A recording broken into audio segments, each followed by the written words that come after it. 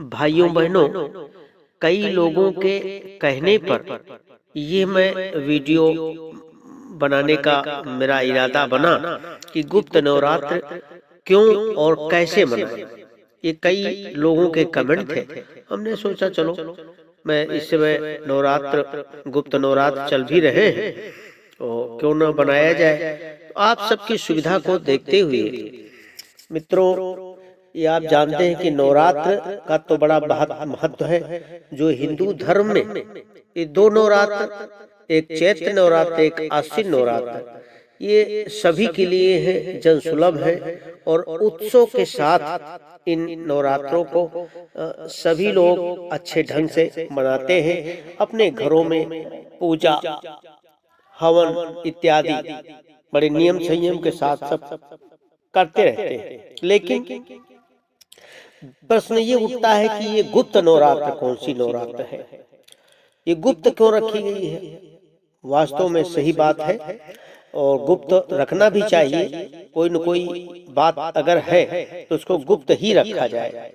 लेकिन यह नवरात्र नवरात्र तो है, लेकिन ये गुप्त नवरात्र, तो इसका मतलब यही है और सत्य भी है कि ये गुप्त नवरात्र इसलिए रखी गई है और रखना भी चाहिए कि कोई न कोई साधना यदि कोई न कोई व्यक्ति करता है तो उसको छिपा के रखना चाहिए, बता के नहीं।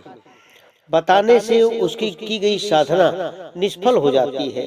ठीक उसी प्रकार जिस प्रकार से एक स्त्री अपने अंगों का प्रदर्शन नहीं कर सकती है, उस अंगों को खोल करके दिखा नहीं सकती है, निर्वस्त्र नहीं हो सकती है, ठीक उसी प्रकार से इन माता के सिद्धियों के अस्त्र हैं, ये अंग हैं, इसलिए इनको गुप्त ही रखना चाहिए। वैसे तो इन जो गुप्त नवरात्र हैं इनमें ये माघ और आषाढ़ ये दो नवरात्रियां गुप्त रखी गई हैं। इनमें हम मनाते हैं। इसमें माघ के नवरात्र चल रहे हैं, 9 दिन के नवरात्र होते हैं, शुक्ल पक्ष से चलते हैं और नौवीं दसवीं को पारण हो जाता है। तो इसलिए इनको गुप्त ही रखना चाहिए। वैसे तो जो करते हैं, अब क्यों किया जाए, क्यों इसलिए किया जाए कि घर परिवार में रह करके व्यक्ति तमाम तरह के परिवार में रहते हुए गलत कार्य हो जाते हैं। इन गलत कार्यों की क्षमा के लिए, दूर करने के लिए, हमसे गलत काम न होने पावे, इसलिए उसके नाते हम इन गुप्त के रूप में रख करके करते हैं और गुप्त रूप में ही उनसे हम संकल्प कराते हैं। और ये किसी चीज को हम शो नहीं करते हैं, बताते नहीं हैं कि हम ये गुप्त नवरात्र रहते हैं। ऐसा नहीं होना चाहिए। वैसे तो मुझसे भी निकल गया है कि मैं रहता हूँ, तो नहीं निकलना चाहिए, लेकिन मैं आपको बता रहा हूँ तो इसलिए बताने की वजह से निकल गया है, क्षमा करें माँ। तो ये गुप्त नवरात्र इसीलिए रहते हैं कि घर परिवार में कार्य के करने में कहीं न कहीं देरी से कोई कार्य होता है तो ये कार्य जल्दी होता हुआ चला जाएगा। कैसे जल्दी हो जाएगा? जब हम 9 दिन का अनुष्ठान करते हैं तो 9 दिन के अनुष्ठान में चाहे हम दुर्गा जी का करें, चाहे हम गायत्री का करें, चाहे हम सरस्वती का करें, चाहे लक्ष्मी का करें, चाहे जिसका करें, चाहे जिस भी देवी का जिसमें आपकी श्रद्धा हो उसको हम करें, संकोच, बिना डर के, बिना हचक के। माँ की छाया तो हर जगह विद्यमान है, इस सबके पास घनीभूत रहती है। यहाँ हम बोल रहे हैं तो भी घनीभूत है यहाँ पर, और वही मेरे मुखों से बुलवाने का प्रयास कर रही है और बोलती है, बुलवाती है। तो मित्रों, इनको करना चाहिए। और कैसे करें? हम करने के साथ में जिस प्रकार से 2 नवरात्रियों को हम करते हैं उसी प्रकार से हम घर में जहां हम आसन हमारा है भगवान का, वहां बैठ करके उसको सफाई उफाई करके और आसन एक बढ़िया चौकी रख करके उसमें सुंदर सा लाल वस्त्र या पीला वस्त्र बिछा करके और उसमें एक सुंदर सा चित्र माँ का रख करके, चाहे दुर्गा का चाहे काली, जिसका भी आप करना चाहें उसका आप करें। उसमें रख करके एक कलश रखें, गणेश गौरी की स्थापना करें, नवग्रहों की स्थापना कर दें और साथ में एक दीपक सरसों का या तिल के तेल का या घी का दीपक शुद्ध जला लें और हो सके तो 9 दिन अगर संभाल सकें तब तो उस दीपक को अखंड रूप से जलाएं। अन्यथा जब तक आप पूजा करें, जब तक आपका जप चले, तब तक आपका वो दीपक जलता रहे। यह अनिवार्य है। अग्नि और जल ये दोनों होने चाहिए, दोनों देवताओं का निवास अनिवार्य है किसी भी साधना में। ये हम करेंगे और करके फिर जितना हम जप करना चाहते हैं उतने का संकल्प लेंगे और संकल्प के साथ में उतने ही माला को हम 9 दिन में बांट लेंगे कि इतनी मालाएं या इतना पाठ हम रोज करेंगे। वो करते हुए बराबर आप उसकी घटाएंगे बढ़ाएंगे नहीं। घटाने और बढ़ाने का विधान नहीं है। घटाने बढ़ाने से कोई न कोई त्रुटि हो जाती है तो जो हमको फल मिलना है वो फल नहीं मिलता है।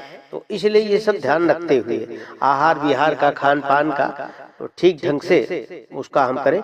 वैसे तो हम ये वीडियो फिर अगली वीडियो बनाएंगे, बताएंगे आपको क्या खाना चाहिए, कैसे खाना चाहिए, कैसे रहना चाहिए, क्या बिछाना चाहिए, क्या ओढ़ना चाहिए और कैसे करें, नाना प्रकार की बातें। तो ये चीज गुप्त नवरात्र में ये चीज करने से हमारा जो घर परिवार का जो तारतम्य है वो अच्छे ढंग से सुचारू रूप से और प्रोग्रेस होकर के बढ़ता हुआ चला जाता है। इसलिए इन 2 गुप्त नवरात्रों में आप माघ और आषाढ़ की नवरात्र में ये कर सकते हैं। कोई दिक्कत परेशानी की बात नहीं आती है। बात रह गई अब गुप्त नवरात्र जो किया करते हैं वो कौन से लोग करते थे, वो तांत्रिक लोग किया करते थे। उसमें 9 देवियां 10 देवियां हैं जिसे आप 10 महाविद्या के रूप में तांत्रिक लोग उनकी साधनाएं करते हैं मान्यता के अनुसार। तो उनमें प्रथम दिन की काली माता की साधना करते हैं, दूसरे दिन तारा देवी की साधना होती है, तीसरे दिन के त्रिपुर सुंदरी की साधना होती है, चौथे दिन की भुवनेश्वरी की साधना होती है और 5वें दिन छिन्नमस्ता की साधना होती है और छठे दिन भैरवी देवी की होती है, 7वें दिन धूमावती की होती है और फिर बंगलामुखी की होती है और मातंगी देवी की होती है और अंत में कमला देवी की साधना करके हम पूर्णाहुति विसर्जित कर देते हैं। तो ये 10 देवियां जो है 10 देवियों की साधना ये तांत्रिक लोग किया करते हैं। हमारे आप सब के लिए ये नहीं है। वो जो भी करना चाहें वो विशेष गुरु के सानिध्य में बंगलामुखी, त्रिपुर सुंदरी, तारा इत्यादि काली की साधना अमूमन साधारण रूप से कर सकते हैं, लेकिन हमारे सबके लिए नहीं है। वैसे तो माँ होती है, चाहे जो भी हो, तंत्र हो या मंत्र हो, कोई भी माँ होती है, लेकिन इनमें एक विशेष अलग साधनाएं होती हैं। तो इन साधनाओं के लिए विशेष गुरु की आवश्यकता होती है। गुरु की सानिध्य में ही इन साधनाओं को हम करें तो ज्यादा अच्छा रहेगा। और इस दौरान आशीर्वाद विशेष रूप से माँ की कृपा सबके ऊपर बरसती है। आध्यात्मिक विकास अधिकतर उस व्यक्ति के अंदर, उस साधक के अंदर बढ़ता हुआ चला जाता है और हर एक व्यक्ति के कार्य करने की क्षमता एक अलग प्रकार की दिखना प्रारंभ हो जाती है। इसलिए इन गुप्त नवरात्रों में और 2 अन्य नवरात्रों में अर्थात साल में 4 नवरात्रियां आ गई। 4 नवरात्रियों में अगर हम करें तो हमारा विकास, हमारे परिवार का विकास, हमारा आध्यात्मिक विकास, हमारा विचार, हमारी भावनाएं हमारी शुद्ध होती हुई चली जाएंगी, निर्मल होती हुई चली जाएंगी। इसी के साथ फिर अगली वीडियो में हम आपसे मिलेंगे। बहुत बहुत धन्यवाद।